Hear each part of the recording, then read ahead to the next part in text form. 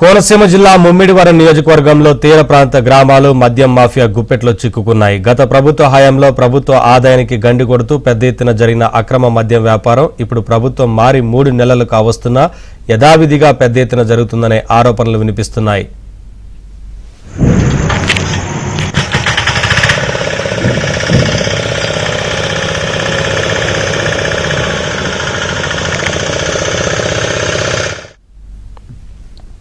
ముమ్మిడివరం నియోజకవర్గంలో బులుసుతిప్ప, పల్లం, మగసాని తిప్ప, కొత్తపాలెం, మొల్లేటి మొగ, చిర్రయానం తదితర గ్రామాలు మద్యం మాఫియా అక్రమార్జనకు వేదికగా మారాయి.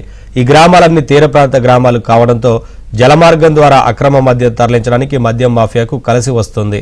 ఈ గ్రామాలకు సమీపంలో ఉన్న యానాం నుండి గోదావరి పాయల మీదుగా రాత్రి సమయంలో పడవల మీద మద్యాన్ని తరలిపోతోంది. దీంతో ఏపీ ప్రభుత్వ ఆదాయానికి గండి కొడుతూ లక్షలాది రూపాయలు సొమ్ము చేసుకుంటుంది.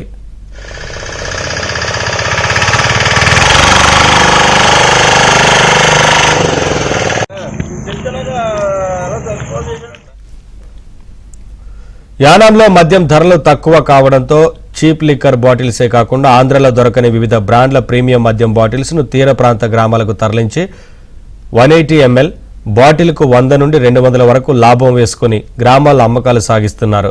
ఈ గ్రామాల్లో అధికారికంగా మద్యం దుకాణాలు లేకపోవడం కూడా అక్రమార్కులకు కలిసి వస్తోంది.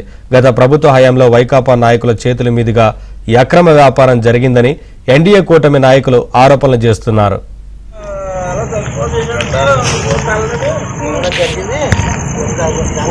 కంప్లైంట్